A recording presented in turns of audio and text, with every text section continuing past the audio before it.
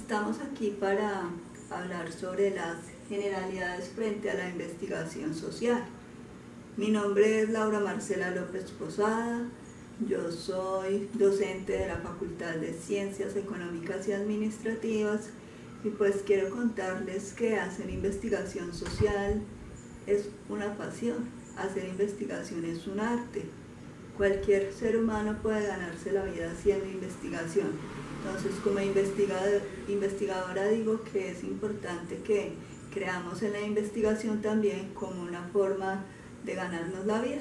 Vamos entonces a conocer un poco sobre la historia, cómo nace la investigación. Y entonces para poder hablar sobre eso es importante conocer un poco a este personaje que en alguna vez de la vida nos lo hemos encontrado, que es Aristóteles. Aristóteles fue un filósofo, pero también fue matemático y lógico. Nació en el año 384 a.C. en la ciudad de Estargira, Grecia.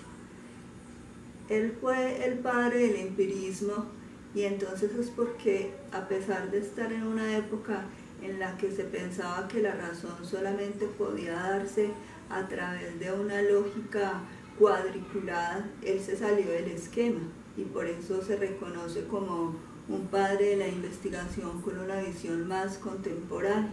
Entonces dice, él planteaba, el conocimiento sensible es pues el punto de partida de todo conocimiento que culmina en el saber. Y también hacía algunos aportes, siendo pues un discípulo de Platón, siendo él pues como su mano derecha, lo ven así como si se hubiera revelado frente a los pensamientos de Platón. Y entonces él dice, no, lo que pasa es que hay otra forma de ver la investigación, haciendo ejercicios de observación, pensando en el conocimiento no solamente desde una lógica racionalista y pura, sino también desde una lógica social y un poco más cercana a la humanística. El primer paso para lo que luego conoceríamos el primer método científico, es decir, él nos da el primer paso para lo que nosotros conocemos como el método científico y pues desarrolló métodos y principios que darían lugar a invenciones lógicas y a pensar en la ciencia desde otra perspectiva. Habla pues de la teoría del conocimiento y el sistema lógico, pero desde un enfoque inductivista, es decir, partir de lo particular para poder generalizar. Eso pues es uno de los aportes más importantes. Hace 25 siglos entonces Aristóteles decía que la admiración y la curiosidad están en el principio del filosofar. Aristóteles, a diferencia de su maestro Platón, planteaba que solo existía un mundo que era posible entender mediante la experiencia y la observación. Nunca se alcanza la verdad total, ni nunca se está totalmente alejada de ella. Ese era un pensamiento de Aristóteles y es importante que entendamos que la investigación nunca se alcanza en su totalidad. Cuando uno está investigando, uno como investigador tiene que decir hasta aquí llego porque digamos tengo que ponerle un punto final, pero de cierta forma siempre hay datos, siempre hay información, siempre hay sujetos de estudio que uno no alcanza a llegar por X o Y razón. Entonces eso es importante tener en cuenta. El ignorante afirma, el sabio duda y reflexiona. Entonces dentro de los principios de la investigación es simplemente plantear que hay siempre una duda y que las investigaciones salen de la duda, salen precisamente de decir, este investigador planteó esto, por lo tanto yo lo puedo refutar, yo puedo plantear una nueva posición frente a eso que ya se ha investigado. En la ciencia social pasa eso bastante.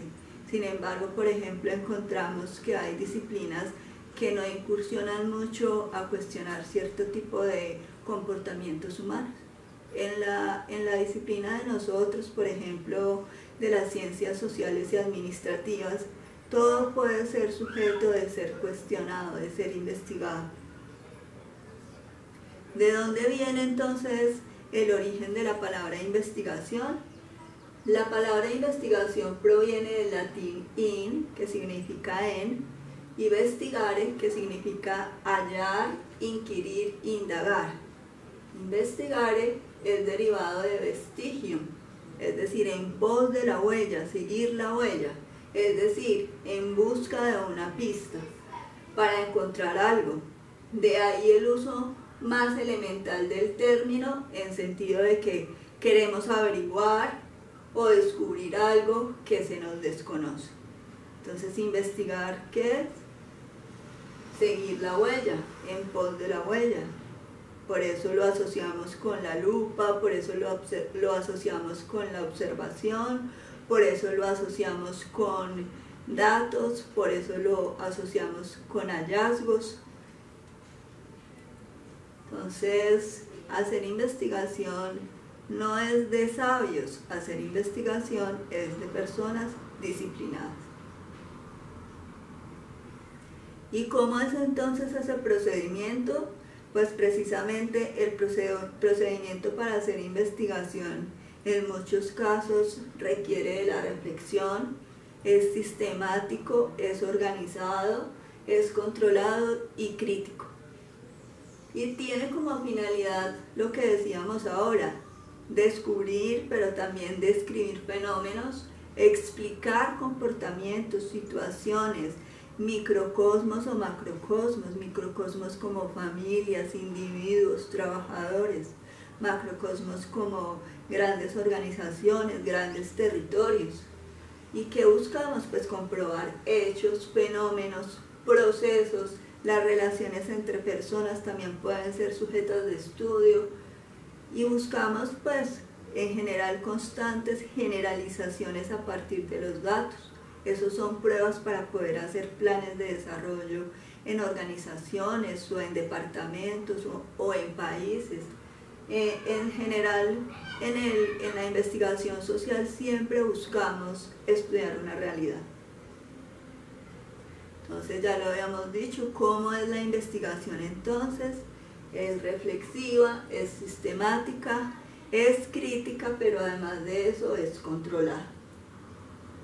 Y obviamente para hacer investigación se necesita un rigor metodológico que exige que toda investigación científica tenga unos métodos y unas técnicas para poderse desarrollar. En la investigación básica y pura existe un ejercicio de experimentación. En la investigación social existen otro tipo de técnicas un poco más acertadas para poder hacer investigación. Entonces, ¿qué se busca con eso? Garantizar que haya validez, que haya confiabilidad y que de cierta forma esos resultados se puedan entregar a una comunidad científica que está, digamos, estudiando campos y conocimientos propios de esta área. ¿Qué es entonces el rigor metodológico? El rigor metodológico tiene como 4 elementos esenciales.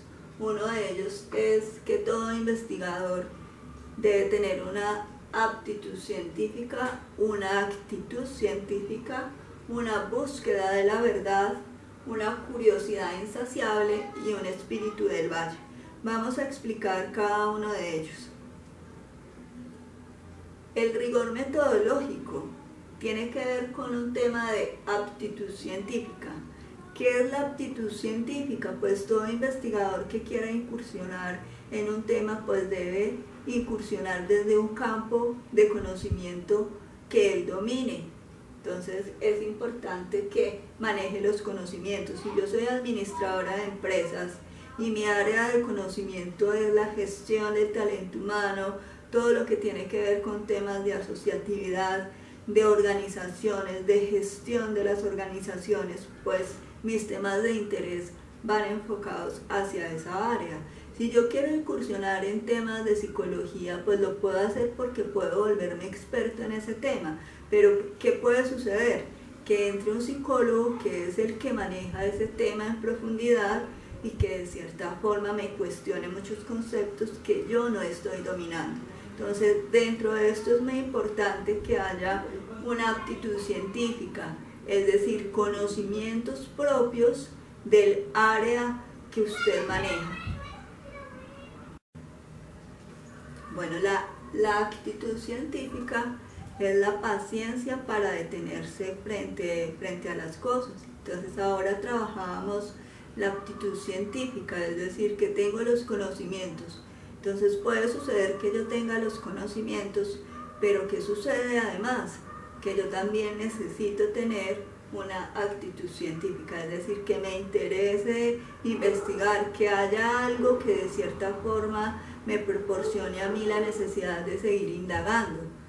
Por ejemplo, uno puede ser una persona que ha convivido con cierto tipo de situaciones complejas, por ejemplo, laborales para el tema de discapacidad o para el tema de inclusión social. Tengo a alguien cerca de mi familia que tiene ese tipo de situación.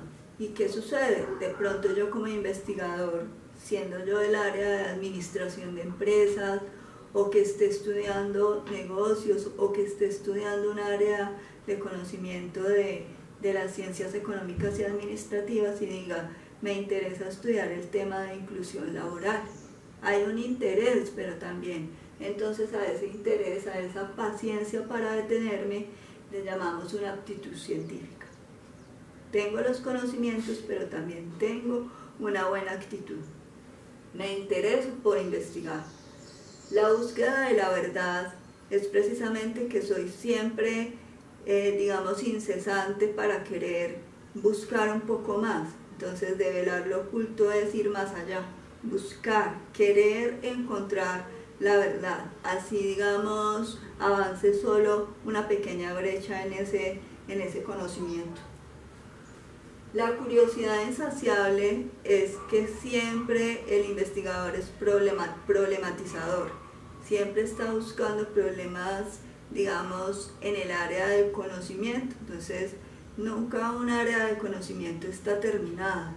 Entonces, si me gusta mucho el área de finanzas, si me gusta mucho el área de contabilidad, si me gusta mucho el área de responsabilidad social, pues esos temas siempre van a requerir ser investigados desde cualquier arista del conocimiento. Entonces, por eso un investigador siempre tiene un problema para investigar, tiene una curiosidad insaciable. El espíritu del valle es lo que hablábamos al principio, tener la aptitud, pero también estar abierto a otros saberes. Como la investigación puede ser multidisciplinaria, yo puedo armar equipos de investigación con otros coequiperos, otras personas, otras investigaciones e investigadores. Entonces, ahora les decía, por ejemplo, a mí me gusta mucho trabajar el tema de trabajo emocional, el tema de responsabilidad social, el tema de habilidades gerenciales. Entonces encuentro que hay otras áreas de conocimiento que me llaman la atención para explicar estos fenómenos. Por ejemplo, la sociología, la antropología, la psicología me ayudan a explicar mis problemas de investigación. Entonces, el espíritu del valle es tener apertura a otros saberes porque pueden complementar mi área de conocimiento. Para ser un auténtico investigador hay que ser disciplinado. La investigación no tiene nada que ver con la bohemia. En cierto modo se puede explicar lo que se dice de las personas geniales. ¿Qué se dice de las personas geniales? Que son un 10% de inspiración y un 90% de transpiración. ¿Qué quiere decir? Que seguramente a veces tenemos una barrera pensando en que todo investigador es una persona lúcida, es una persona que seguramente tiene que ser un genio para poderse dedicar a eso, y no, simplemente debe haber una pasión y un tema sobre el cual queramos investigar, profundizar, ser problematizadores. Y hay una frase que me parece muy interesante de Pablo Picasso que dice: la inspiración existe, pero tienes que encontrarte trabajando. Cuando hacemos investigación no se vale que yo, digamos, hoy intente sacar un producto interesante frente a algo que estoy investigando porque es un trabajo constante. Es un trabajo que se hace con disciplina, con pasión, con actitud, con aptitud. ¿Qué es entonces la investigación? Pues es un proceso controlado, constituido por diversos pasos. Cada uno de estos pasos están interconectados entre sí de una manera lógica y secuencial. Además, estos pasos que son secuenciales comportan una permanente comprobación. Como estamos en la investigación social, esta investigación y comprobación se hace de forma empírica. ¿Qué es empírica? Es decir, que estudia la realidad tal y como se ve. Si vamos a campo, ¿qué es ir a campo? Ir a organizaciones, preguntarle a empresarios, preguntarle a trabajadores. Entonces es empírica y lo que busca es comprobar hechos a partir de esa relación con la realidad. Eso es básicamente lo que es investigación. Pero entonces también existe para hacer investigación un método, y decíamos que el método varía dependiendo si es investigación pura o si es investigación aplicada o investigación de tipo social. Entonces el método, ¿qué es? Es esa estrategia cognitiva que indica cuál es el camino que debemos seguir para poder hacer esa investigación. Estamos haciendo una búsqueda de la verdad, pero necesitamos un procedimiento adecuado para utilizar, y eso lo expresamos a través de ¿qué? De las normas y las reglas genéricas que se tienen en la actuación científica. Entonces, ¿cómo lo voy a hacer? Esa sería la pregunta que tratamos de responder con el método. Entonces, la investigación se expresa en las actividades de búsqueda y el método se realiza a través de los diferentes procedimientos y estrategias para seguir el camino de esa búsqueda. Bueno, ahora vamos a analizar algunos rasgos que tiene la investigación científica. Hay unos rasgos que son relacionados con características internas y otros relacionados con características institucionales. Las características internas que nos dicen que debe haber una congruencia lógica y una confirmación empírica en el ejercicio de investigación social que estamos realizando. ¿Qué es esa congruencia lógica? Es decir, que por ejemplo, dado el caso, yo planteo un título de investigación, ¿cierto? Mi título de investigación es, por ejemplo, la influencia del clima organizacional por ejemplo, en la motivación de los empleados de Enertolina, ¿sí? Entonces, ese es mi título, pero yo por otro lado estoy planteando un objetivo, y el objetivo dice, por ejemplo, analizar el clima organizacional de los empleados de Enertolina. Puede que aparentemente se vea igual, pero no hay una congruencia lógica porque en el título planteé que había una relación entre el clima organizacional y la motivación del empleado, porque el título decía, por ejemplo, influencia del clima organizacional en la motivación, y después cuando planteo la pregunta solo planteo, dice como, la pregunta o el objetivo solo planteo analizar el clima organizacional de Enertolina. Nos falta la relación entre la otra variable que es motivación. Entonces, en todo el cuerpo de mi desarrollo de investigación deben estar esas dos variables iniciales que planteé en el título. Así es, debe haber siempre esa congruencia lógica y esa confirmación empírica en el desarrollo de mi investigación. Y vienen las características institucionales que están expresadas en el ethos de la ciencia, en las normas y en los valores. Entonces, en esas características internas, ya lo decíamos, es esa congruencia lógica y esa confirmación empírica que nos da la investigación. Y hablamos entonces de las características institucionales. Las características institucionales son, obviamente, como es eso que yo como investigador le debo al hecho de existir en un campo de la investigación, y es que esa investigación tiene que lograr un universalismo, un comunismo, un desinterés y un escepticismo organizado. Hablemos un poco de esto. ¿A qué se refiere el universalismo? Es que yo escribo no para mí, yo planteo datos y reportes, digamos, investigativos desde la realidad, pero escritos de forma impersonal.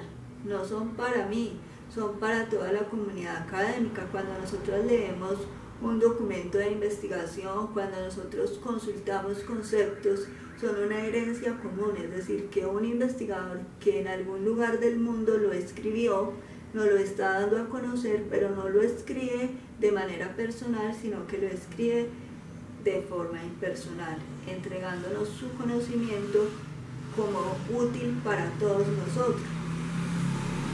Está el comunismo, que lo decíamos, es la herencia común, es decir, que todo conocimiento que se produzca tiene que ser divulgado. Si no se divulga, si no se da a conocer, pues no hay posibilidades de que otro en cualquier lugar del planeta lo pueda cuestionar y puedan surgir nuevas investigaciones a partir de mi investigación. Entonces la herencia común es que yo, a partir de lo que hago, escribo, publico, doy a conocer a la comunidad en general, estoy planteando algo que es de todos y por lo tanto es útil para adquirir nuevo conocimiento, pero también para generar nuevos conocimientos. Y el desinterés, entonces, cuando estamos en el campo de la investigación, se plantea el desinterés enfocado en el sentido de que hay que confrontar los resultados, usted los entrega, pero si de pronto en el campo de la investigación algún otro investigador leyó esos reportes de investigación, conoció esos nuevos conceptos y se dio cuenta que se pueden plantear otros nuevos, que se puede agregar una nueva variable para estudiar, que ese fenómeno de estudio se puede ver desde otra perspectiva, es válido. Es decir, yo como investigador estoy sometido a que otros cuestionen lo que yo he investigado, y eso ¿qué hace? Enriquecer el campo de investigación de cualquiera o todos los investigadores. Bueno, y entonces hay algo que dice que debe haber un escepticismo organizado. ¿A qué se refiere eso? Suspender todos los juicios valor. ¿Qué son juicios valor? Que yo no puedo tirar cifras de manera loca. Decir, por ejemplo, digamos, la Universidad del Tolima está en crisis. Entonces digo, la Universidad del Tolima está en crisis, pero si no tengo datos para comprobar que está en crisis, pues no puedo decir que está en crisis. O por ejemplo, yo no puedo decir, la ciudad de Ibagué reporta el mayor índice de desempleo del país, ¿sí? Si yo lanzo esa afirmación, es un juicio de valor hasta que yo entregue una cifra respaldada, por ejemplo, en el DANE o alguna institucionalidad para poder confrontar y confirmar esa afirmación tan severa que he realizado. Entonces, ¿a qué se refiere? El escepticismo organizado se refiere es a suspender cualquier tipo de juicio valor. Juicio valor es entregar algo sin ninguna confirmación, digamos, científica. Bueno, entonces, ¿qué es la investigación social? Es el proceso que, utilizando el método científico, es decir, el paso a paso, el método científico, sí, la razón, permite obtener nuevos conocimientos en el campo de la realidad social. Entonces, ¿cuál es la realidad social? Pues cuando vamos a campo, investigamos, conocemos una situación de cerca. o bien estudiar una situación para diagnosticar necesidades, problemas, a efectos de explicar los conocimientos que hay allí inmersos, pero desde un fin práctico, es decir, explicándolo a través de hechos, a través del empirismo, como lo decía al principio nuestro amigo Aristóteles. Es una investigación aplicada y práctica. Y existen unos aspectos inseparables de la ciencia que son lo empírico, lo teórico y lo axiológico. Lo empírico es que en la investigación social todo fenómeno que se quiera investigar puede investigarse desde un enfoque práctico, desde la realidad, ir a las empresas, consultarle al empresario, consultar en un sector económico.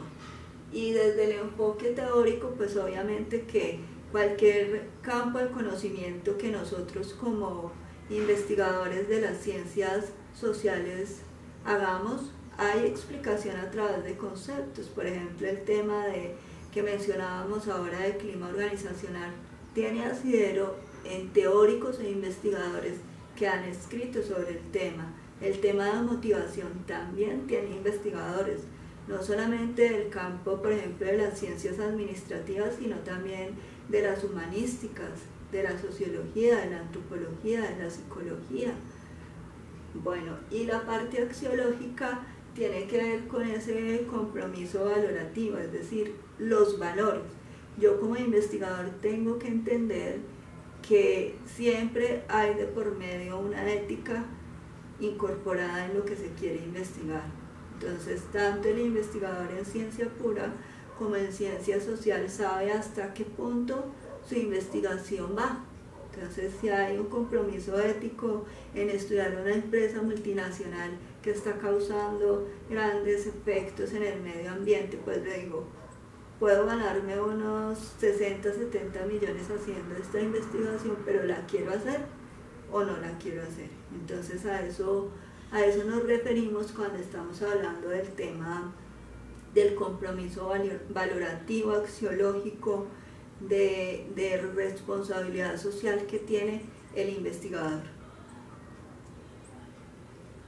Bueno, y los procesos de investigación están, digamos, construidos a partir, primero, de unos preconceptos, es decir, a partir de la razón y a partir de la verificación de hechos. La razón la dan todos esos preconceptos, es decir, todas esas investigaciones anteriores o investigadores que ya han avanzado en esa área de conocimiento y que nos permiten de cierta forma verificar nueva información a través del estudio de una realidad social.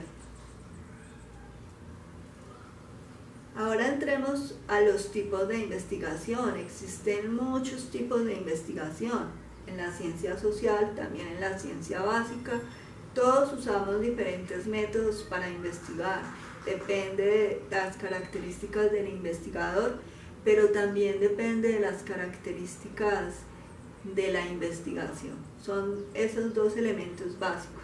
El investigador se siente más cómodo con una investigación de tipo cuantitativo, pues entonces hace investigación de tipo cuantitativo, pero también tiene que darse cuenta que esa investigación que escogió también sea, digamos, apropiada abordarse desde esa perspectiva cuantitativa, porque si es mucho mejor abordarla desde una perspectiva cualitativa, entonces optamos por la investigación de tipo cualitativo.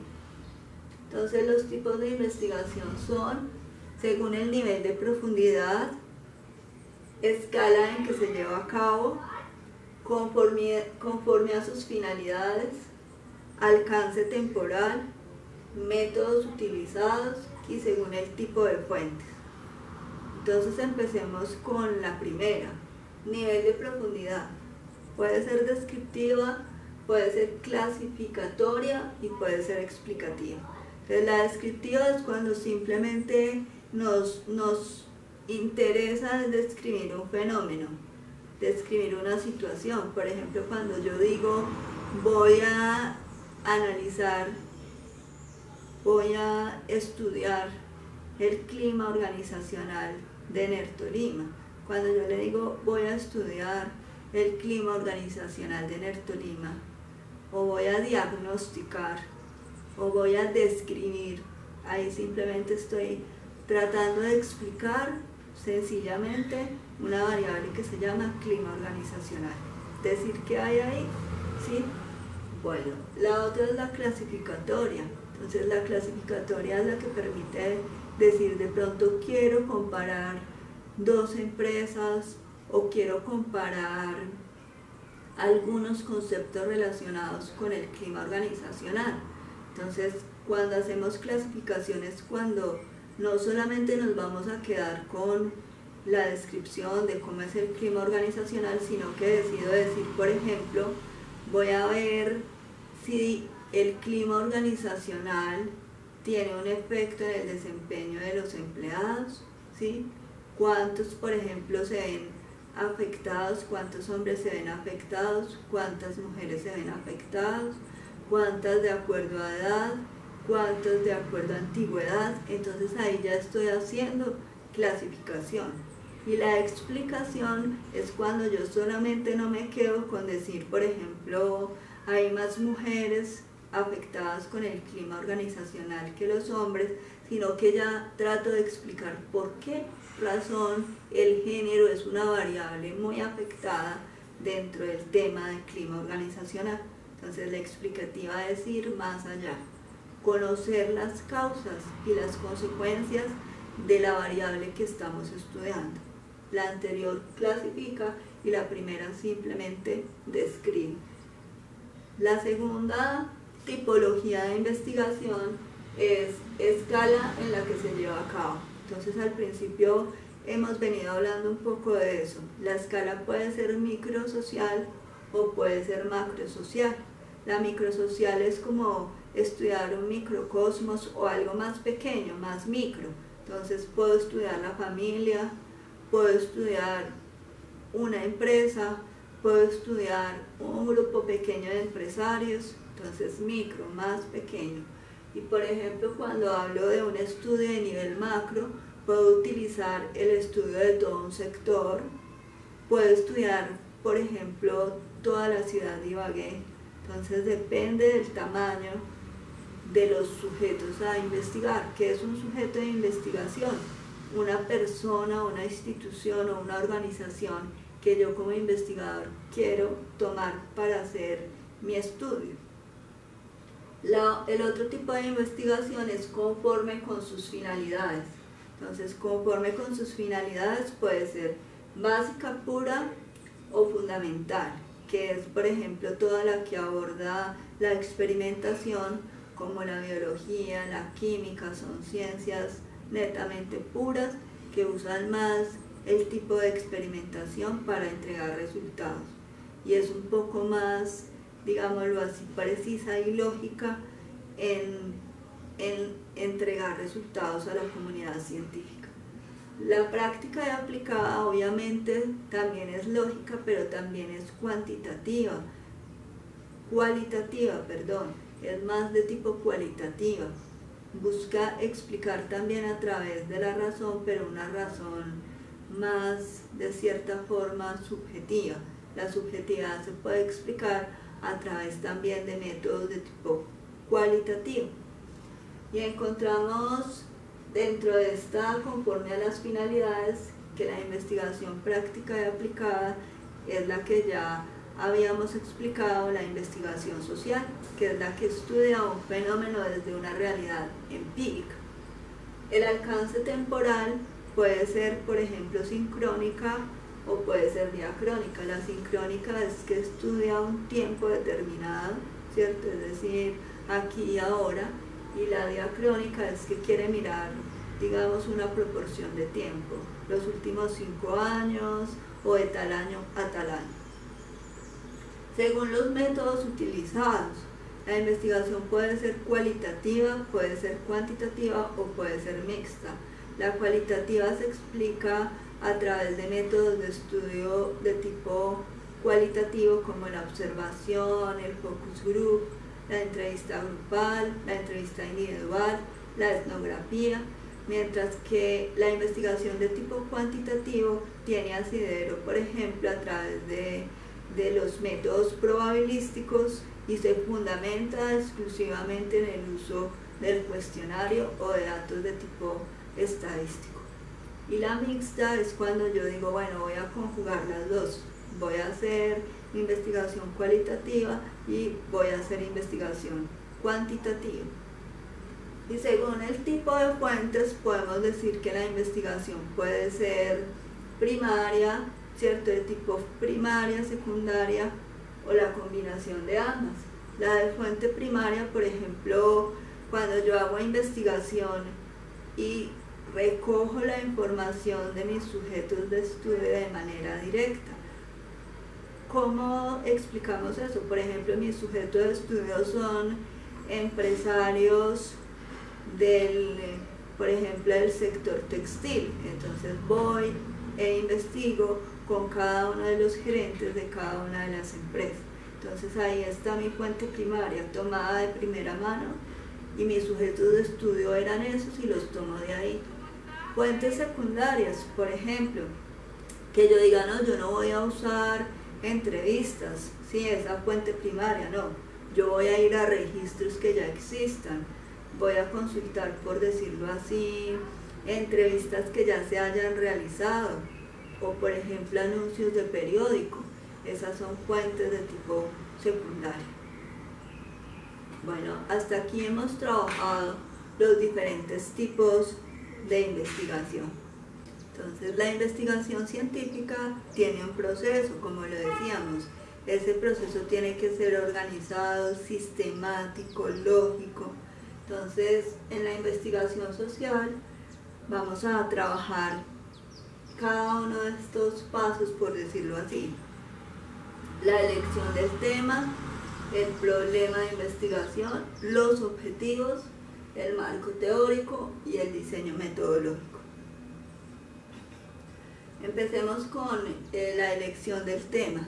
Elegir un tema quizás puede ser casi un 50% de avance en el proceso de investigación.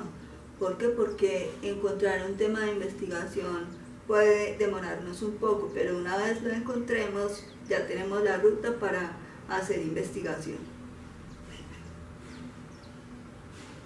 Vamos a leer este texto que me parece muy interesante y dice: hay que avanzar por un procedimiento de aproximaciones sucesivas.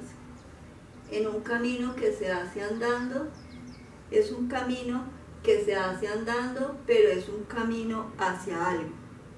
De ordinario se inicia a partir de un problema o de un conjunto de problemas sociales que hay que resolver o de necesidades sociales que hay que atender.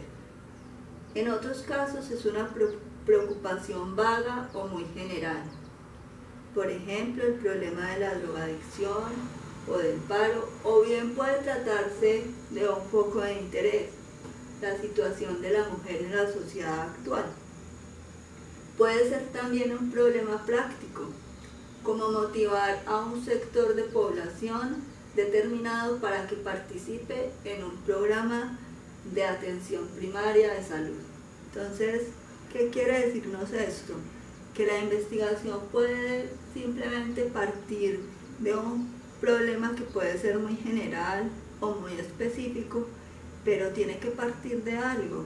Aquí lo dice muy claro, es un camino que se hace andando, pero es un camino hacia algo. Es importante encontrar cuál es el foco de lo que yo deseo investigar, hacia dónde dirijo mi interés de investigación. Y entonces, cuando decimos de dónde surgen las ideas, pues pueden surgir de muchas partes.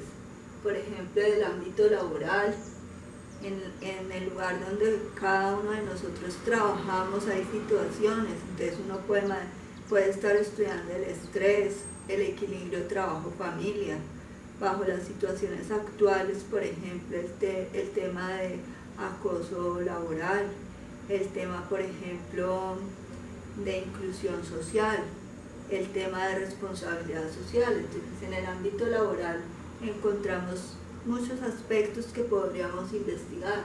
En el ámbito académico, ¿hay alguna asignatura que nos llama la atención? ¿Algún área de conocimiento sobre el cual queremos investigar? Y por ejemplo, también podríamos pensar que no solamente es qué nos interesa investigar, sino también qué tan importante es investigar eso. Yo no puedo decir, es que yo me inclino por investigar cómo aumentar masa muscular, ¿cierto? O sea, eso no es un problema de investigación, eso se resuelve simplemente acudiendo a un experto en esas artes. Bueno, entonces hay que entender que dependiendo de dónde surja la investigación, también es importante mirar qué tan relevante es esa investigación, si es una investigación novedosa, si hay recursos suficientes para poder abordar ese tipo de investigación, que de pronto no esté pensando en que voy a investigar, por ejemplo, una zona recóndita de la ciudad de Ibagué o del Tolima, que yo no puedo llegar porque en este momento no podemos movernos. Entonces es importante considerar la pertinencia y la capacidad de poder lograr los objetivos de esa investigación. La metodología, si es una metodología que pudiese desarrollar en el momento actual y bajo las condiciones en las que se está formulando la investigación. Y hay que entender que obviamente cualquier investigación tiene un componente teórico, tiene un componente conceptual y tiene un componente empírico. Pues el conceptual obviamente es fundamentada en investigaciones, en teóricos, en conceptos que respaldan lo que deseo investigar, que la variable que voy a investigar exista como problema de estudio, como concepto central en mi disciplina, ¿sí? Y empírica obviamente que pueda ir a campo, que pueda acercarme a esa realidad desde cualquier forma, sea cuantitativa, sea cualitativa, sea mixta. Bueno, aquí por ejemplo, si nosotros observáramos aquí, este es el nuevo producto X de la empresa, ¿cierto? Aquí digamos hay una situación y es a partir de un nuevo producto que me entregue una empresa, yo puedo simplemente hacer cualquier cantidad de investigaciones, mirar imagen, mirar posicionamiento, mirar nivel de aceptación, eso pues en el tema de una investigación de mercados, pero hacer investigación encaja para cualquier disciplina, como por ejemplo para el área de mercadeo. ¿Qué dificultades tenemos al iniciar una investigación? Les decía casi que en un 50% el principal problema es la elección del tema. Después, en un 17%, la elección del área de estudio. Y después, casi que la estructuración de la propuesta depende de nuestra disciplina, un 8%.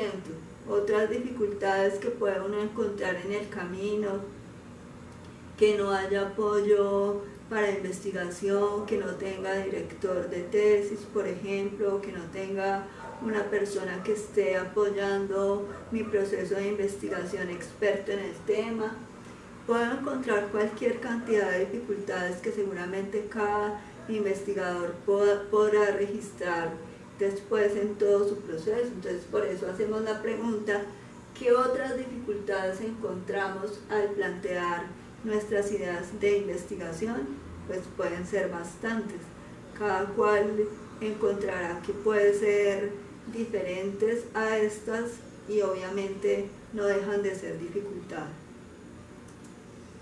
Entonces encontramos ideas en todas partes encontramos ideas, porque los problemas abundan en todos lados, no problemas. Recuerden que problemas no se refieren a una situación problemática, es algo que esté, digamos, que sea susceptible de ser estudiado. No necesariamente investigar requiere estudiar un problema, no. Un problema es una situación o un fenómeno a estudiar, no un problema pensado como la palabra problema lo indica. Bueno, entonces esta frase también del documento relacionado con el autor Anders dice: cuando se elige un tema de investigación, no debe tener como único criterio de elección el que se trate de algo que me gusta, ¿sí? Y que no tenga significación social. ¿Eso que se refiere? Que puede ser que a mí me guste mucho, ¿sí? Eso es importante que me guste, porque precisamente cuando hacemos investigación tiene que partir de algo que a mí me guste. Si no me gusta, pues seguramente me aburriré y lo dejaré tirado. Pero no solamente tiene que partir de algo que me guste, sino también que tenga una relevancia social, que al momento de hacer eso sepa que eso le sirve a una empresa o que le sirve a la profesión que yo estoy desempeñando. Eso también es importante. Toda investigación social debe integrar la biografía personal, es decir, que me guste a mí y que tenga que ver con mi fortaleza en área de conocimiento y la historia de sus intersecciones dentro de la sociedad, es decir, cómo se conecta con la situación actual, cómo se conecta con el problema, digamos, de la sociedad, de la empresa, del sector organizacional. ¿Qué intersección hay entre mi biografía personal y entre el área de conocimiento que deseo abordar? Al hacerlo con imaginación sociológica, es decir, cualidad mental que permite tener una comprensión profunda de lo que está ocurriendo en el mundo y en uno mismo, como punto de intersecciones de la biografía y de la historia. Entonces, ¿qué nos está diciendo aquí? Que hay que comprender qué está sucediendo en el mundo, pero también qué está sucediendo en mí, y lograr esa intersección entre las dos, utilidad para el medio y utilidad para mí como ser individual, como ser humano. Entonces existen muchas fuentes por las cuales yo puedo lograr interesarme en algo útil para investigar. Y entonces, por ejemplo, yo puedo primero pensar que si deseo investigar es importante analizar, obviamente, si tengo la experiencia y si tengo el conocimiento para lograr éxito en esa investigación. Y además, cómo hacerle como chulitos a cada uno de estos aspectos. Es importante, es una investigación muy amplia, es coherente, tiene viabilidad, hay presupuesto, me puedo movilizar para donde quiero realizar el estudio, es relevante, es una investigación novedosa, hay acceso a esa información que estoy solicitando, que requiero para mi investigación. Y la metodología, ¿cómo lo voy a abordar? ¿Puedo abordarlo? En este momento puedo abordarlo. Bueno. La investigación no puede partir de la pura ignorancia. ¿A qué se refiere? Que yo no puedo decir, uy, no, me meto a ojo cerrado a hacer eso. No, tengo que conocer un poco para poder investigar, tengo que indagar. Entonces nace inicialmente de una idea, de un preconcepto. Yo puedo decir, yo quisiese investigar, por ejemplo, el tema que se llama comportamiento ciudadano, pero yo no puedo decir, uy, me gusta ese tema, comportamiento ciudadano, o voy a estudiar el tema de confianza. Qué bueno estudiar el tema de confianza, pero me meto a estudiar ese tema y me doy cuenta que no sé absolutamente nada, y después cuando se somete eso al arbitrio de profesionales que sí saben del tema, entonces me desbaratan todo lo que yo he realizado. Entonces tengo que, de cierta forma, sentir que puedo moverme en ese terreno, sentir que tengo un conocimiento poco, mínimo, y si no lo tengo, pues tengo que adquirirlo. Si no supiera nada o no creyese al menos saber algo, ni siquiera podría hacer preguntas. Fernando Savater. Entonces, ¿cómo puedo yo formular una pregunta de investigación si de pronto ni sé eso qué es?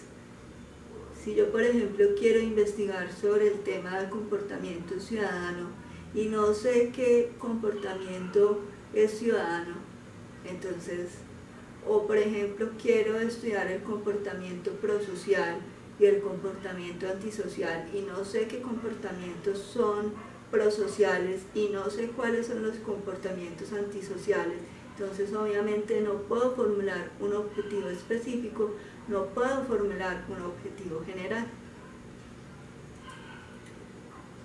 Podemos entonces plantear algunos interrogantes centrales para poder hacer investigación. Entonces yo digo, bueno, mi tema es este, y entonces encontré que puede ser interesante, que puede ser relevante, que hay viabilidad, y entonces empiezo a tratar de también decir, esta pregunta sí se responde. Miremos cuáles preguntas. ¿Cuáles son las razones por las que quiere desarrollar este trabajo? Es importante que sepamos por qué nos motiva. No porque mi coequipero quiere investigarlo y a mí no me interesa. No, cuando escojo un coequipero, ese coequipero también de cierta forma se involucra en la investigación, y entre ambos coequiperos, entre el grupo total, deben elegir qué investigar, porque obviamente el grupo de trabajo debe concertar lo que va a investigar. No puede ser una investigación impuesta. Entonces tengo que saber cuáles son las razones que a mí o a los investigadores motivaron para hacer ese tipo de investigación. ¿Cuál es su punto de partida? ¿Qué conozco del tema? ¿Qué puedo investigar? ¿Qué estudios hallé? ¿Qué conocimiento y experiencia tiene para desarrollar ese tema? Recuerde que no debe nacer de la pura ignorancia. ¿Qué tan familiarizado está con el tema? ¿Tiene experiencia en el uso de metodologías de la disciplina en la cual se ubica el tema que usted desea investigar? Metodología se refiere, por ejemplo, a una metodología de tipo cualitativa o de tipo cuantitativa. Conoce los métodos, las técnicas y los procedimientos específicos de la disciplina donde realizará la investigación. Tiene acceso a las fuentes de información requeridas para desarrollar su tema de investigación y sabe cómo consultarlas. ¿Cómo va a realizar su investigación? Bueno, estas son algunas preguntas que uno podría hacerse para poder mirar la viabilidad de mi tema de investigación.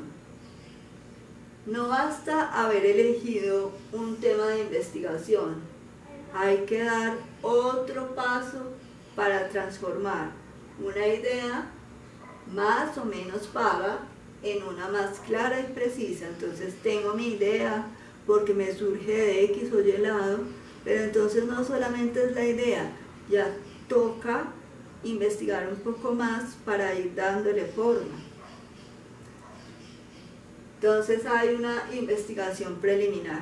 Esa investigación preliminar me dice, bueno, tengo inicialmente un nombre tentativo. Cuando estructuro el nombre de mi investigación es muy importante que tenga claramente identificadas mis variables, es decir, al principio tengo identificado mi variable X, mi variable Y cuáles son los sujetos de estudio, ¿sí? ¿Dónde se va a hacer? Ejemplo, lo que habíamos dicho al principio, diagnosticar el clima organizacional. Clima organizacional es una variable y su efecto en la motivación. Segunda variable, ¿en dónde? En Tolima, sujeto de estudio, ¿sí? Una institución.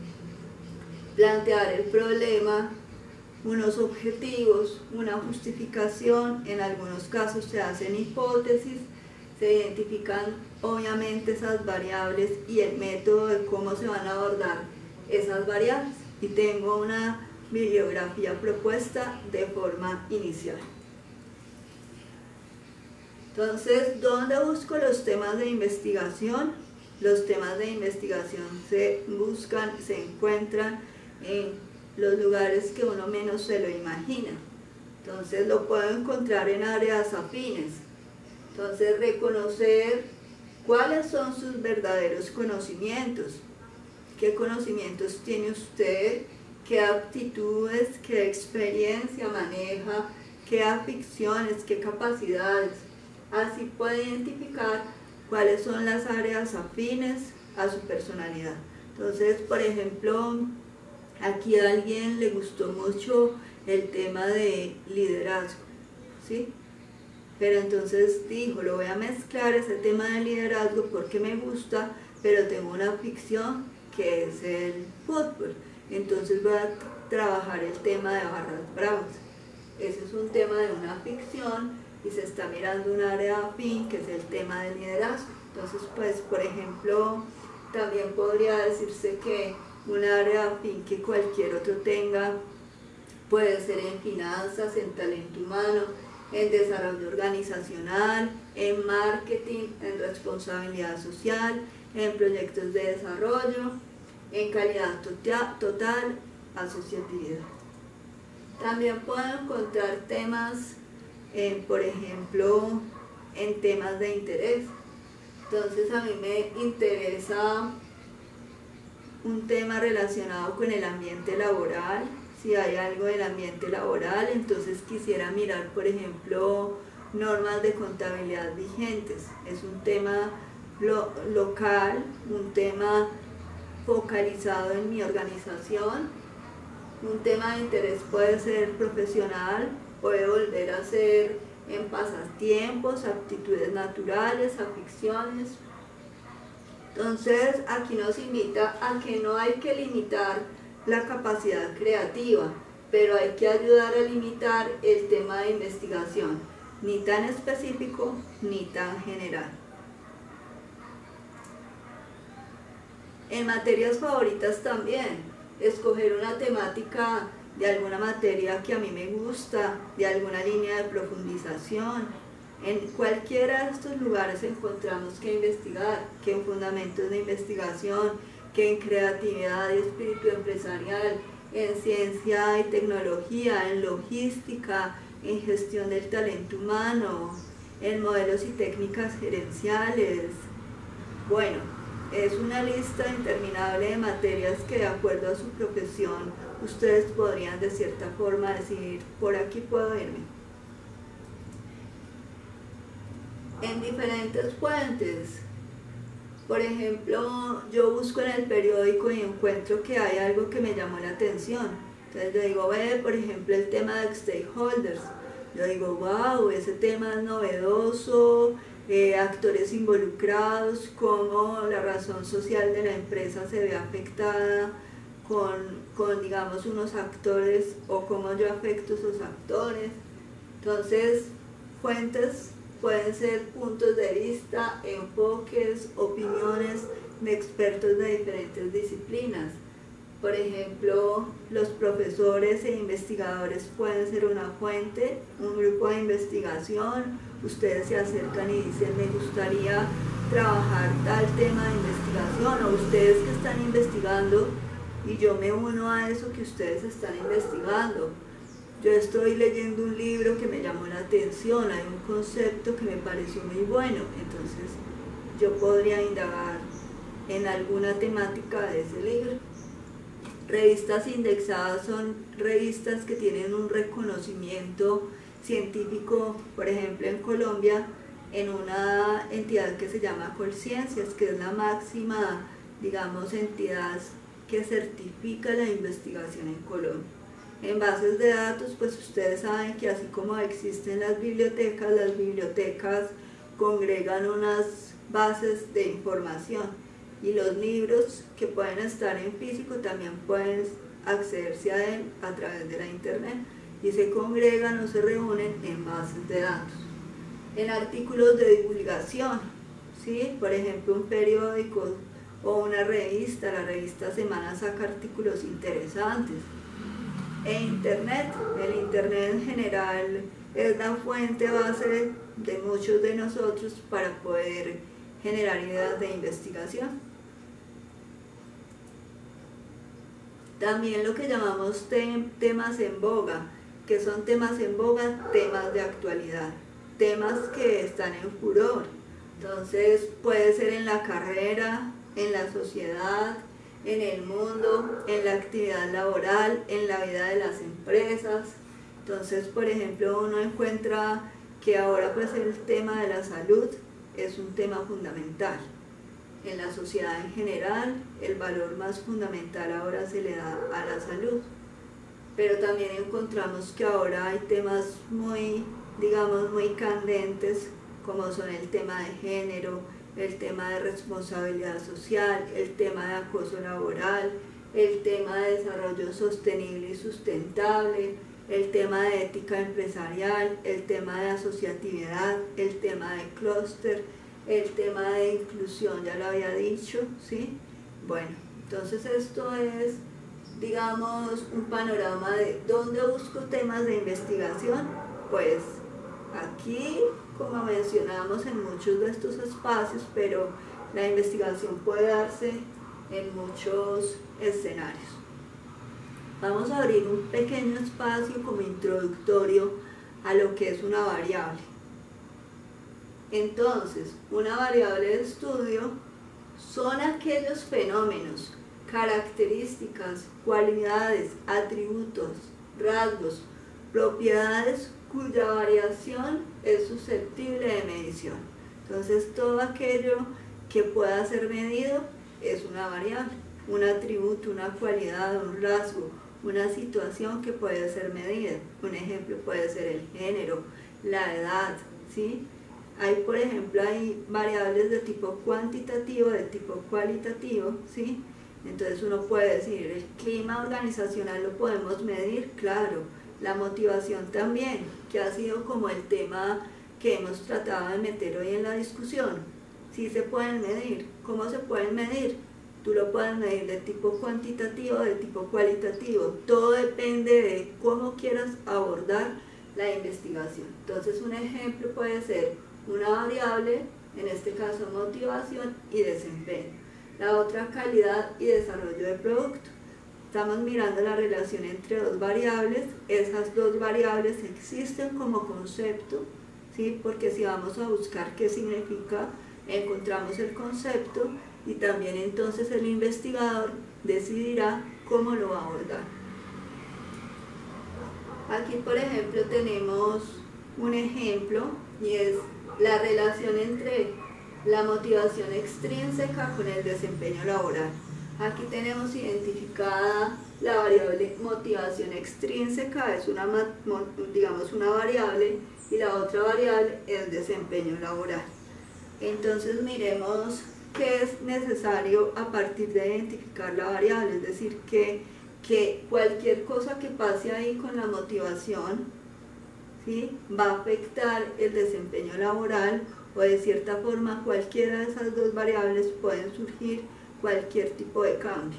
Entonces la motivación extrínseca, buscamos el concepto, nos ubicamos en el autor que más recoja nuestra forma como queremos abordar la investigación y definimos la variable. Entonces vamos a definir qué es motivación extrínseca. Son los motivos que impulsan a la persona a realizar la acción. Son ajenos a esa propia acción, es decir, están determinados por esas recompensas externas, tales como ascensos, premios, recompensas. Entonces, esa definición nos lleva a otras variables con las cuales yo podría medir motivación extrínseca. ¿Y cómo puedo medir la motivación extrínseca? Acá en la definición no lo dice, a través de ascensos, de premios o de recompensas. Y miremos desempeño laboral. ¿Cómo se define desempeño laboral? El desempeño laboral es la forma en que los empleados realizan su trabajo. Este se evalúa durante las revisiones de su rendimiento, mediante las cuales un empleador tiene en cuenta factores como la capacidad de liderazgo, la gestión del tiempo, las habilidades organizativas y la productividad para analizar cada empleado de forma individual. Entonces, si nos damos cuenta, tanto la variable 1, que es motivación extrínseca, como la variable 2, que es desempeño laboral, tiene implícito dentro del concepto otras subvariables que nos dicen cómo podríamos medir entonces motivación extrínseca a través de ascensos, premios, recompensas, y cómo podría medir el desempeño laboral a través de la capacidad de liderazgo de las personas que ocupan el puesto, de la gestión del tiempo, de las habilidades de esa persona en el puesto y de su productividad.